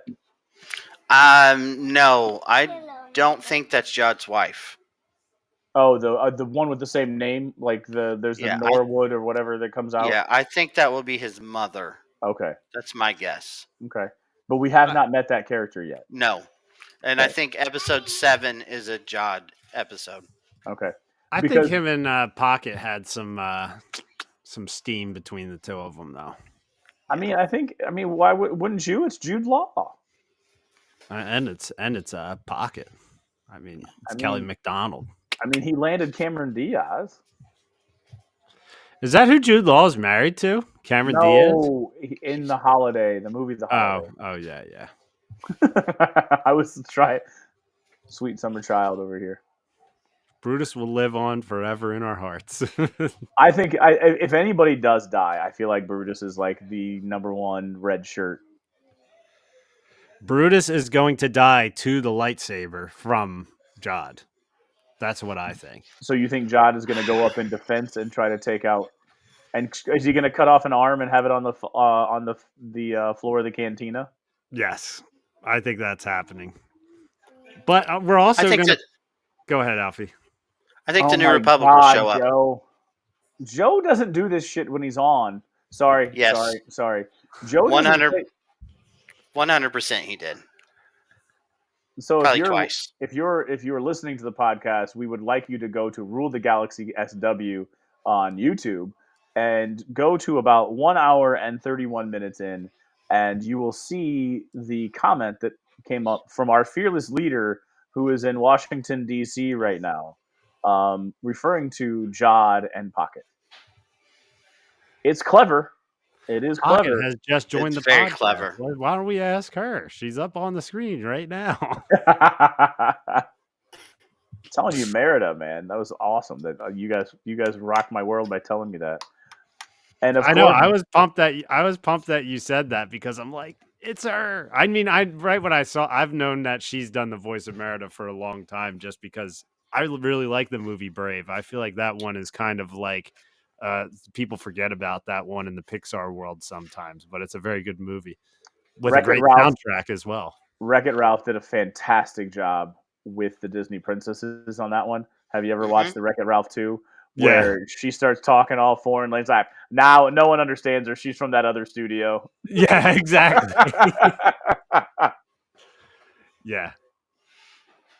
Is it confirmed that Pocket is Ventress? She's not a Night Sister. I mean, that's right. It's potential. Dr. Squatch thinks it is. Or is asking the question. He felt like it was confirmed. Same species. I can see it. Only because of the white, right? Only because of the powder. See, I more so was thinking of, when I saw her, I was more so thinking of the girl who was actually at the ICCC, who was in episode 1, the bounty hunter who had like the red mohawk. Aura Singh. Yeah. Yeah, I was thinking of her when I saw her. Only because the hair color was different, but yes, I can see that too. I mean, because she was white all over versus Aura Singh had that like puff of like regular colored hair. Yeah. Or reddish hair, whatever it was. I could see it though. I thought it was a brand new species. I didn't think it was. Yeah, Asajj Ventress is a Zabrak. So I don't think she is that. Give me 1 second here. I was playing Minecraft. I know you were playing Minecraft.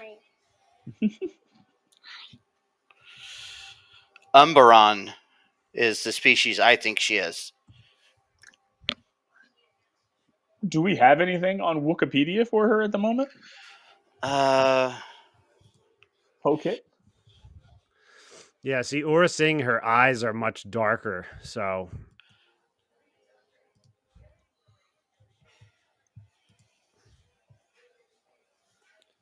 Which, like, yeah, she's just got her eyes are all white, and yeah, it's crazy. I don't think so. Now, I was looking at my phone. Did you pull up Asajj Ventress? No. Well, you get a chance. Look up Slymore. I think it's a better. Or how do you spell that? Slymoore.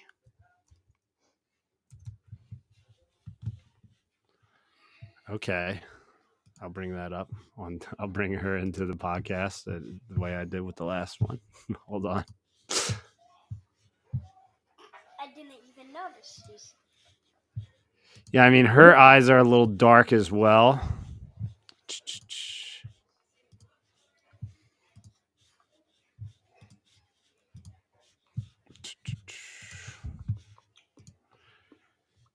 Which it's kind of tiny there for you guys, but this is the senator you were talking about from episode 2. Yeah. Or it could be somebody new. a There hasn't pale been a whole lot Baron. after the episodes.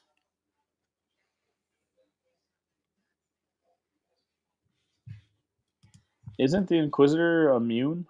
Because that was another one that Squatch just said, the Grand Inquisitor. But is the Inquisitor immune? I thought he was immune. No, he was from Utapau. Oh, Utapawan? Yeah.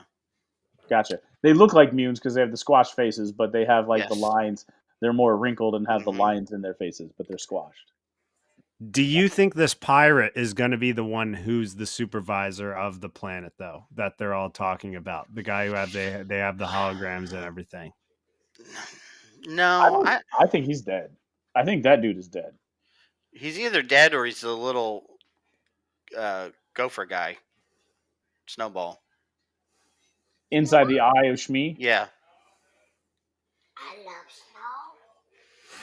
Yeah. I think Shmi might actually be the pirate. Okay, Yeah. that could be. Interesting. That actually is a good take on that. I could see that being the case. Like, so he and to keep it running, he destroyed everything to keep it running. He just went ahead and went into hiding in his ship, crashed his Mhm. ship, and the society was allowed to flourish because no one knew where it was at. Right. I guess my next question too is: are we going to see Owl Lady again? I think so because I think the kids will contact through her the New Republic. And I think because of and one of the cool things we didn't talk about and kind of glossed over was the X-wing pirate fight that was taking place above the heads of the kids, which was pretty sweet. And then the kids realizing, oh, John said that they were the bad guys, but look, they're fighting against those guys. Like, so they're actually the good guys. So I think they might actually, because they're starting to see through him a little bit and see it their own way. Right. I Kinda like how they. Oh, go ahead, Alfie. Kind of like the Pirates of the Caribbean, that the British were the bad guys. And I'm not saying that they weren't. Let's not get into that, but they were the Royal Navy trying to end piracy in simple terms. Right. But we're watching the story through the pirates' eyes, so they're Right. the bad guys. Exactly. But we're experiencing it through the kids' eyes, and as the kids are Right. learning, we're seeing them learn. Yeah. I loved how they showed the speed of the X-wings when they were on the ground. How fast they were going above their heads. Very good. It was pretty cool. It's good stuff. The show just keeps giving me good stuff to talk about. This is all I've wanted in a Star Wars show, man. This is all I've wanted. The Acolyte gave us good stuff to talk about. But let me rephrase what D-Doc said. I want good stuff to talk about in a positive way. Yes. Yeah, I have a hard time finding any negatives on this show. So, and I'm not putting the blinders on because I'm straight up with whether I like some or not. There's a lot to like about this one. So, all right, boys. A lot to like. It's very well done. Well, I hope that this opens someone at Lucasfilms or Disney's eyes to say, and I think we're seeing that with the news that came out with the gigantic budget for Andor Season 2, which I'm still not 100% sure of. Is that the budget for both seasons or just one? It's kind of wishy-washy. But anyway, I'm hoping that they're seeing that you put people with good experience in charge of these things and look at the product you get. Yeah, but this one was also reported of having a pretty large budget too. So this one is like, it's not okay. It's not the budget we were talking about with the Acolyte. I get that, but this one Yeah. has a pretty large budget in terms of It streaming does. shows, and it's It's almost like an unsustainable budget right. for long-term streaming shows. And I So I think don't. that's the problem with streaming. I don't think anyone really ever figured out how you make streaming profitable. And I agree with you. It's not sustainable to spend, $200 million on a one season show. Mando has been somewhere between 100 and I think 40 to less than 200 per season. So this is in that ballpark. I think at one point I read 150 million for this series. I thought I saw like 160, 180, but like Yeah, again, it all depends on where they report the number. Is that like absolutely. before they go into post production? Is it this magical tax number that they use where they inflate all the costs so that they can write it off? I don't know. Nobody really knows. Absolutely. All anyone knows is that the Acolyte was insanely expensive, and yeah, if this was $180 million, that's not cheap, at all. And that's what I'm saying. Like, it's not one of those but it's got good stuff, right? We're talking about it in a positive. We're happy about it, Right. But I also don't want to. I don't want to sugarcoat it and be like, no, it's not. Like, it's a costly show. Like streaming what they're finding out, which is why when Iger came in, as you can see, like what Marvel shows have happened. There wasn't a lot in the hopper, but they pretty much put the kibosh on all of those shows. Like Agatha all along. I think that's the one that they made last year. I feel like one last year. They've switched to more movie releases than they were with streaming shows. Yeah, because that's where you're going to make your money. It's you can put 180 million into it, and you'll get 300 million out of it, right? Potentially. And if you do that, you doubled your money. Where you put 180 million into it, and you're maybe going to get 75 million out of it but the idea is you're getting that monthly from everybody type of a thing, right? Anyways. Which they're seeing dollar signs too, because they got Zootopia 2 coming out. They've got Frozen 3 coming out. They've got Toy Story 5 coming out. So they've got all these IPs that I'm going to take my kids to see when they come out, whether I know if it's going to be a good movie or not, because the kids are going to go see it. And I would argue 6 years ago, those would have been streaming shows. Yeah. And they've realized that streaming is not going to get them the return that they need. Right. Like I always say, I'm the Star Wars guy at work, and the only show that people ever have talked to me about was The Mandalorian. Maybe a handful about Ahsoka, and that's been about it. Physical media is the past and the future for me, says Squatch. I think we're going to see the funniest thing ever happen, and I think streaming is eventually going to chill out, and we're going to have to buy DVDs and shit again. I really do. I don't think it's sustainable. Like you're saying, these budgets, like every show you do needs to blow people away or else people aren't going to watch it. So like, if I don't there's think not it's going to be sustainable. The Mandalorian every year, I'm not going to pay to have access to watch The Empire Strikes Back. The streaming that is happening has been happening for about 15 years. There are kids in college right now that don't have physical media. Those are going to be the ones that are going to be sustaining the physical media crunch. Now, for us, of a certain age, yes. For the future, I don't see it. My daughter has not ever said, let's go buy a movie. Because you haven't had to. But if these streaming services start dying off, then there's going to be a need for that again. I mean, there's people, granted, it's not an extremely large number, but there's people who stand in line still for vinyl records. That has a different, you're right. I'm not going to argue that, but there's a different culture for that, and it is also significantly smaller than those that listen to Spotify. Well, we've already... Go ahead, sorry. There are people that will buy the CD straight up off of Spotify the day that it drops. And this company is going to make far more money than the money they get back on dropping the vinyl. But you are correct. there is a niche audience for vinyl records. I think all of this is becoming, because of the way that we splintered. And it's my view on business, my view on entertainment media. We have become so splintered that there's not enough of one because of the splintering of everything. There's not enough of one to sustain it. Look at that right there, baby. Star Wars VHS, nice and clean. Yeah. Do you have something to play it on? Yeah, I got a VHS player right over here. Yeah. So go to the store. I mean, I used to go into Walmart and they had 5 rows of DVDs. I used to go into Best Buy and they had probably 200 square feet of DVD space. Where is that right now in Best Buy? They're gone now. They just put a bunch of fucking blenders and stuff there now, which is great. But why are they gone?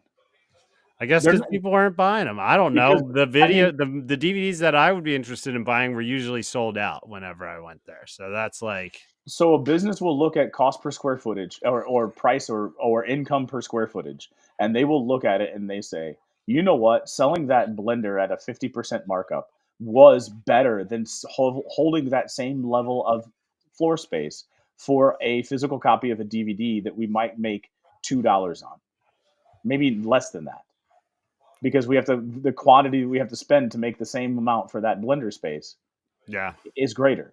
They look at things and they look at the spreadsheets, they look at the data, and I'm sorry, like, they look at profit and they weren't making money. So kids can't go to the store to buy this stuff. If they can't go to the store to buy this stuff, how is it going to sustain?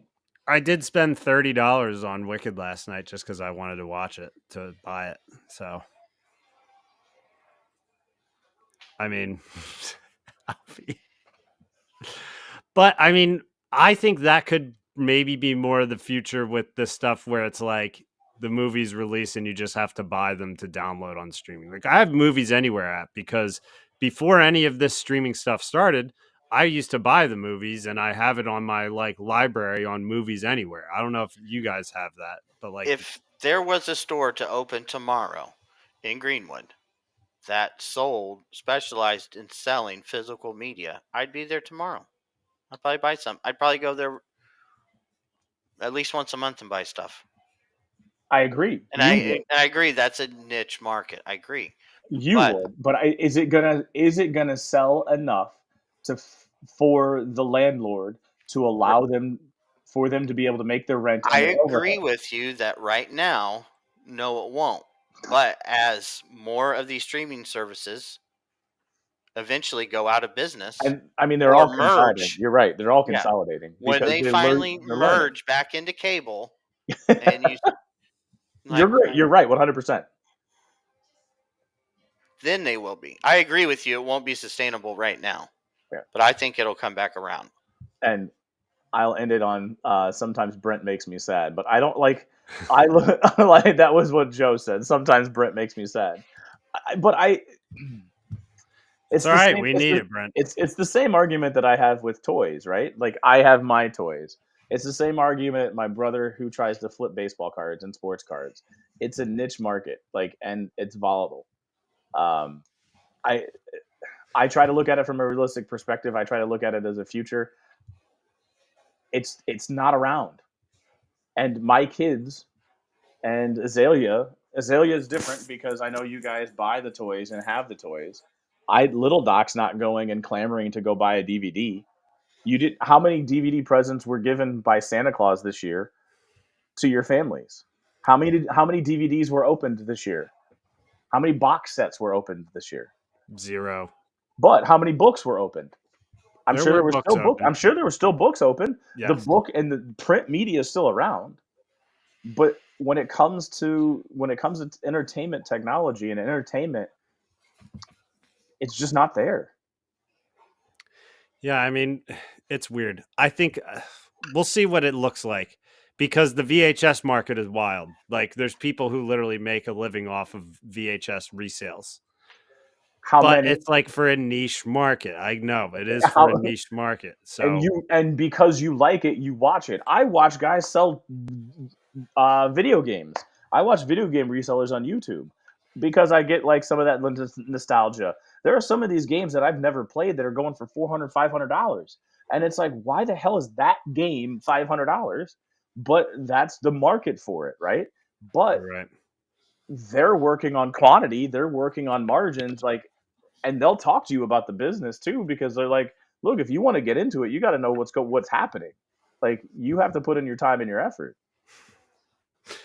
Well, this is a typical DDoc wrap up. We started the wrap up at about an hour and 27 into the podcast. We're at an hour 50 right now. So I apologize, Joe, because we And were we can keep going. I know we could, but we'll call it on that.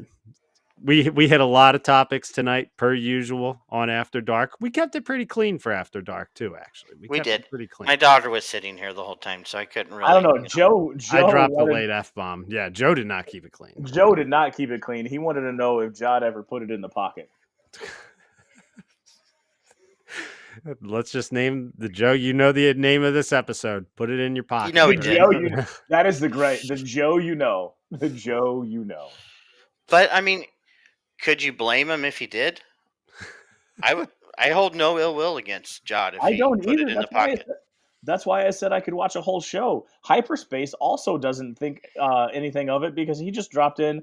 They should have a three camera sitcom series called Pocket Change. I like it. I'm a fan of Pocket. I'm not gonna lie. Right when Pocket showed up on screen, I was like, "Oh, damn, that's her! All right, nice." Yeah, I'm a fan too. There's something about hot aliens. We like them. Twilix. We're simple creatures. I want to Give see me a a Pocket cosplay at ICCC. Guaranteed it'll happen. It'll probably be from the Chiss chick too. That Chiss chick, which I didn't see her this She year. would probably knock that out actually, because I could see her doing the eyes and everything. She would be intense as a Pocket. But the question is, could she do the Scottish Merida accent? All right, boys, I'm gonna wrap it up. Would be hard to do. Yeah. All I'm gonna say is I enjoy it. I want to see where it goes. I would love to see if the Shmi is being the actual pirate. I would love to see that happen. I want to see Neville Longbottom, Elephant Boy Neil come and save the day by dropping up the weapon and pulling up the weapon. That would be fantastic. And let's just see where we go from there. Love it. Alfie, you got anything else to say? Yeah, I love the show. I hate every time I watch an episode, I want to see the next one immediately. And I hate that it's coming to an end. It's a good feeling. I'm right in the same boat as you, Alfie. Right when these episodes end, I'm like, damn, what the hell is going to happen next? I'm enjoying it while it lasts. And this will be a show that I could see myself rewatching fully through again shortly after it's done. You know, it's like one of those ones where I'm like, all right, I could see myself doing a rewatch of this like a couple months after. So I love it. Joe, keep it going. Go for a marathon. Yeah, we'll go to 2 a.m. We're going to start raising money for some kind of cause too while we're here. I'll be answering the phone lines. I'm going to get a hard line put in here, you know, whatever. But it's not Labor Day. It's not Labor Day. It's not the Jerry Lewis Labor Day telethon. Well, that's episode 300, whatever, of Rule the Galaxy podcast. We appreciate anyone who's listened up to this point because we hit a ton of points tonight on this After Dark edition. There's going to be more After Dark episodes in 2025 because we got a new Game of Thrones show that's coming out in 2025 as well. We don't need to get into that. Well, I have to re-up my HBO Max. Yeah, we have the subscription. we have Dunkin' Egg is coming out this year, right? The Hedge Knight. I'm pretty sure that's 2025. So. What's Dunkin' Knight? Dunkin' Egg. The Tales of a Knight of the Seven Kingdoms. Yeah. It's good shit.